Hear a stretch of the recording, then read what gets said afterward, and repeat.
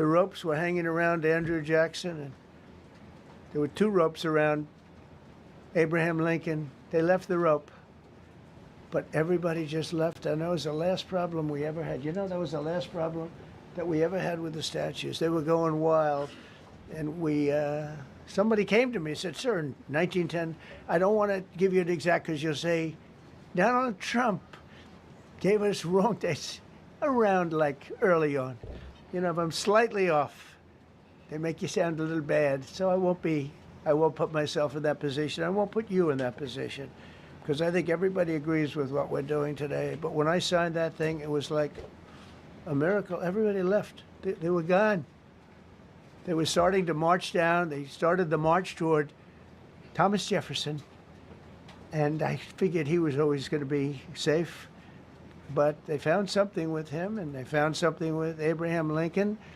And even in the name George Washington in California, numerous places changed the name of George Washington High School and various other places. They took George Washington's name. This was a sick, woke culture that I think we've largely ended.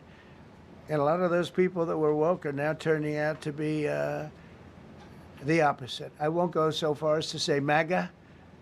It's a very special category. But they've gotten out of that.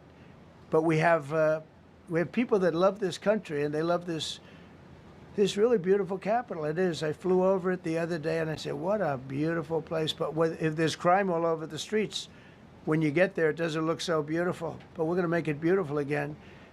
We're going to fix it with crime, and we're going to also, as we're doing that, we're going to start doing things that we know how to do, that I know how to do better than anybody, I guess, because of my experience from previous life. But not only are we stopping the crime, we're going to clean up the trash and the graffiti and the grime and the dirt and the broken marble panels and all of the things they've done to hurt this city. And we're going to restore the city back to the gleaming capital that everybody wants it to be. It's going to be something very special. All of these people are really tough. Could I shake your hand, Gaddy, please? You're going to be so important here. You're going to be that guy. I hope I don't have to fire him in 2 weeks because he's too soft. I don't think he's too soft. If I do, I will, though. Is it okay? If you're soft, weak, and pathetic, like so many people, I will fire you so fast. You're not going to have to worry about that. No, I think you're going to do a fantastic job. And everybody in this room, they may not express it, but they all want that to happen. You know, they want to be safe, and they have families too. So it's an honor to have such a large group. I've done this for years now, hard to believe. I've never seen this room so packed. In fact, I'm sure it's a violation of every fire code. But we'll let you stay anyway. You're taking a chance. And with that, we'll say, maybe if you could, oh, wow. We could be here all day long. If we could keep the first questions, perhaps, to this subject, and then we'll go on to a few others. Please.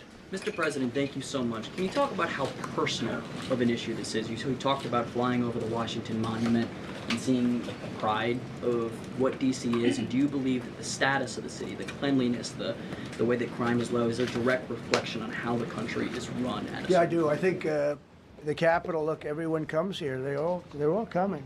All the leaders, they're all wanting to come.